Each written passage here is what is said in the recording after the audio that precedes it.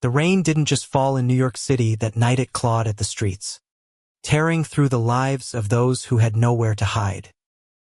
Jamie Torres, barely 19, stood shivering under the weak shelter of a bus stop, his soaked hoodie clinging to his thin frame like a second skin. He was invisible to the world, just another shadow in a city that devoured dreams, but tonight, he would change someone's life. The bus stop was crowded, a mix of tired faces and hurried steps.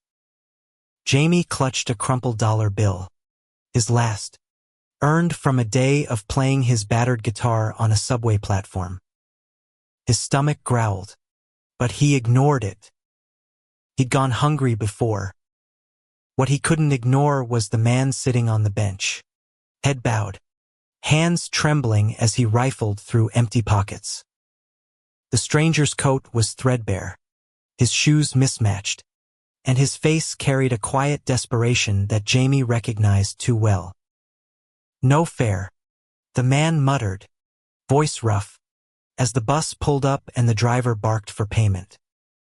Without thinking, Jamie stepped forward. "I got you," he said, pressing his dollar into the driver's hand.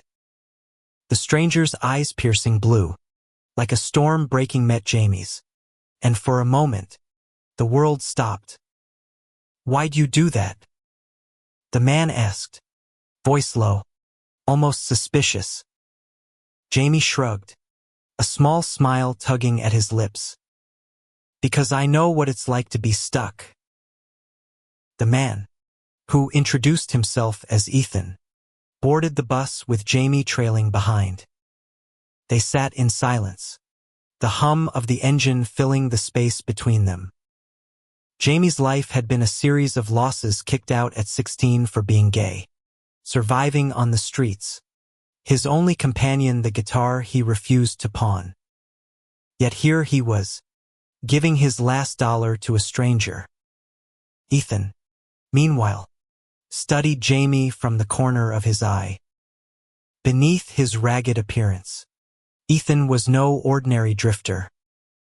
He was Ethan Caldwell, a billionaire tech mogul who'd vanished from the public eye, living undercover to escape the weight of his empire.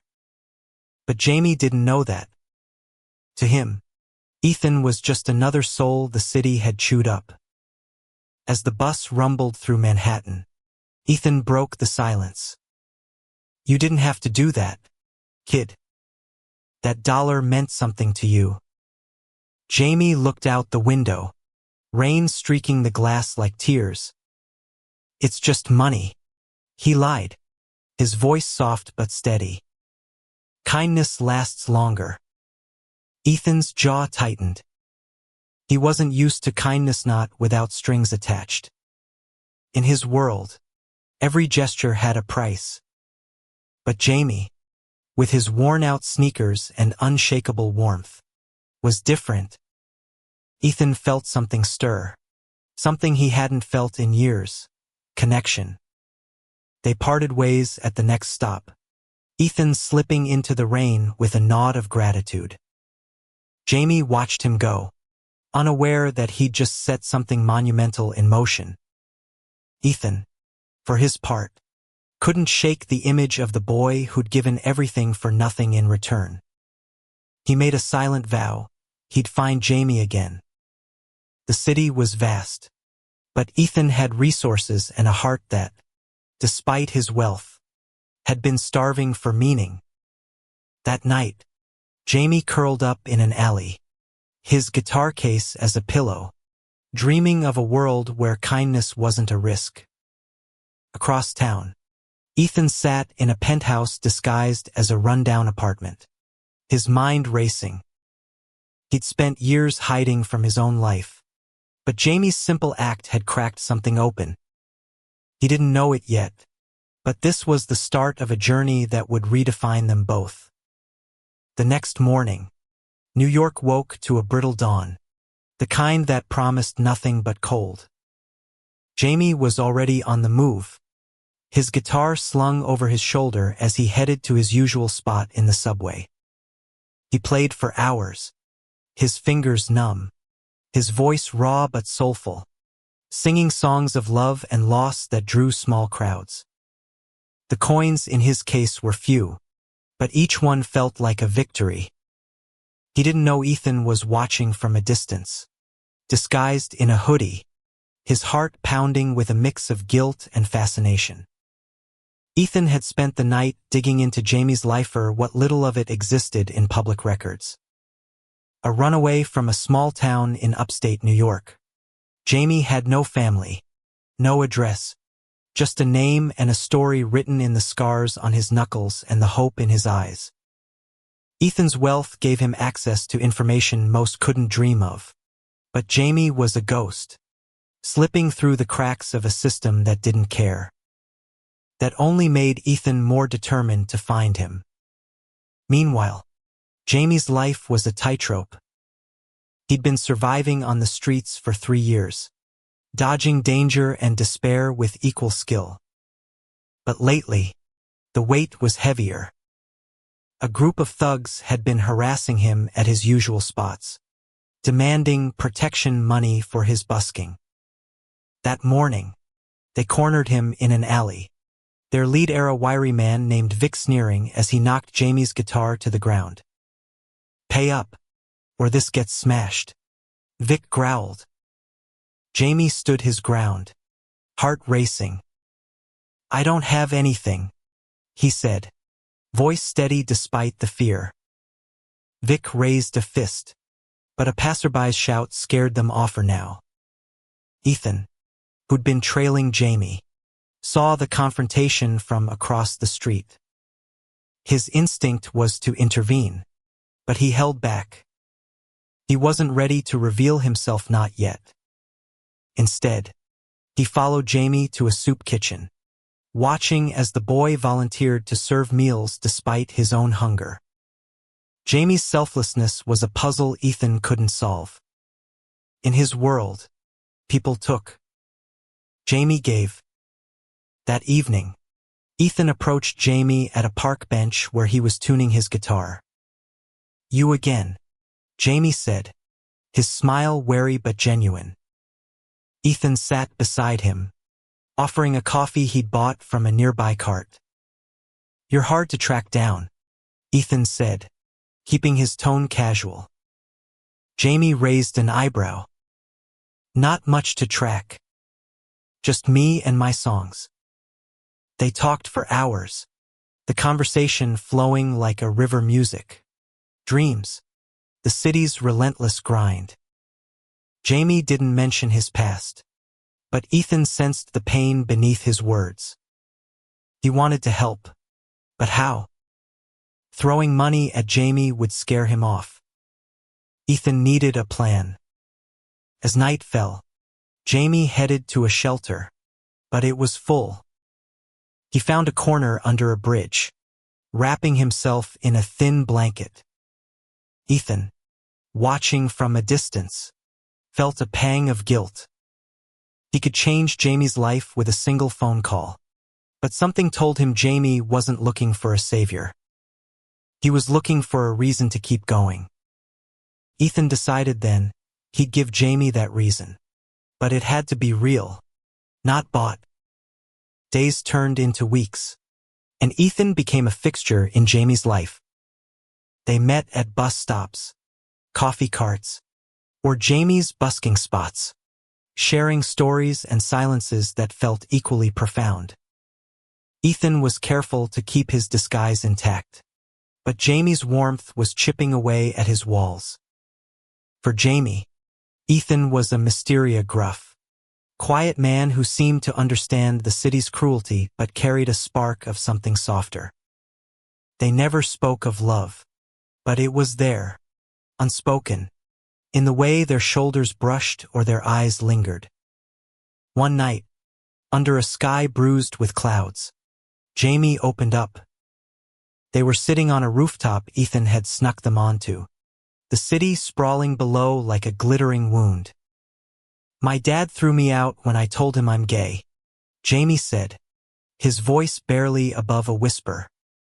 "Said I was a disgrace. I've been running ever since." Ethan's heart clenched. He wanted to tell Jamie his own truth, that he'd built a tech empire only to feel trapped by it. That he'd loved men in secret but never had the courage to live openly. Instead, he took Jamie's hand, squeezing it gently. "You're not a disgrace," he said. "You're braver than anyone I know." Their bond deepened, but danger loomed. Vic and his crew were back, angrier now, targeting Jamie's busking spots. One afternoon, they caught him alone in a subway tunnel. Vic smashed Jamie's guitar before he could react, the wood splintering like Jamie's heart. "Next time, it's you," Vic spat, leaving Jamie on his knees, clutching the broken pieces. Ethan found him hours later, tears streaking his face. Without a word, Ethan pulled him into a hug, letting Jamie's sobs soak into his coat. "We'll fix this," Ethan promised, his voice fierce. He didn't mean the guitar. That night, Ethan made a decision. He couldn't keep hiding. He took Jamie to a small diner, the kind with cracked vinyl seats and endless coffee refills. Over greasy fries, Ethan told him the truth. "I'm not who you think I am." Jamie frowned, confused, as Ethan slid a business card across the table. It read Ethan Caldwell, CEO, Caldwell Technologies. Jamie's eyes widened, then narrowed. "You're a billionaire?" he asked, voice sharp with betrayal. "Why didn't you tell me?" Ethan looked away, ashamed. "I wanted you to see me, not my money. I've been running, too, Jamie, from a life that felt like a cage." Jamie stood, shaking his head. "You lied to me." He stormed out, leaving Ethan alone with his regret. For the first time in years, Ethan felt the weight of his wealth not as power, but as a barrier. He'd lost the one person who saw him as human. Jamie avoided Ethan for days, his heart a tangle of hurt and longing. He buskied with a borrowed guitar, but the music felt hollow. The city seemed colder, lonelier, without Ethan's quiet presence. Yet Jamie couldn't shake the feeling that Ethan had seen him, really seen him in a way no one else had. Still, the lie stung. He'd trusted Ethan, and trust was a currency he couldn't afford to lose. Ethan, meanwhile, was unraveling. He threw himself into finding Jamie, using his resources to track him through shelters and subway stations. He also dug into Vic's crew, learning they were part of a larger gang extorting street performers. Ethan could have paid them off, but that wasn't his style anymore. He wanted to fight for Jamie, not just with money, but with action. One evening, Ethan found Jamie at a community center, performing at an open mic. Jamie's voice was raw, his new song a haunting ballad about broken trust and second chances. Ethan waited until the crowd dispersed, then approached. "I'm sorry," he said, his voice breaking. "I should have been honest. But I meant every moment with you." Jamie's eyes softened, but he didn't speak. Ethan pressed on. "I want to help you not with money, but with a chance. There's a music program at NYU, a scholarship. I can get you in. No strings attached. You deserve to be heard." Jamie hesitated, torn between pride and hope. "Why me?" he asked finally. Ethan smiled, his eyes glistening. "Because you gave me your last dollar when you had nothing. You reminded me what it means to be human." Jamie's resolve cracked. He didn't say yes, but he didn't say no either. It was a start. The next day, Disaster struck. Vic's crew ambushed Jamie outside the community center, dragging him into an alley. They wanted blood this time, not money. But Ethan had been watching, his instincts sharper since meeting Jamie. He charged in. No plan, just fury, taking a punch to protect Jamie. The fight was brutal but brief. Ethan's security team, alerted by a tracker he'd started carrying, arrived and subdued the gang. Jamie, bruised but alive, stared at Ethan, who was bleeding from a cut on his cheek. "You didn't have to do that," Jamie whispered. Ethan grinned, wincing. "Yeah, I did." In the aftermath, Jamie agreed to the scholarship, but on his terms. "I'm not your charity case," he told Ethan. "I'm your friend. Maybe more." Ethan's heart soared. For the first time, he saw a future where he didn't have to hide, not from the world, and not from himself. Months later, Jamie stood on a stage at NYU, his new guitar gleaming under the lights. The auditorium was packed, his scholarship recital drawing a crowd that included Ethan, who sat in the back, no longer hiding behind a disguise. Jamie's music told his story: pain, resilience, and a love that had grown despite the odds.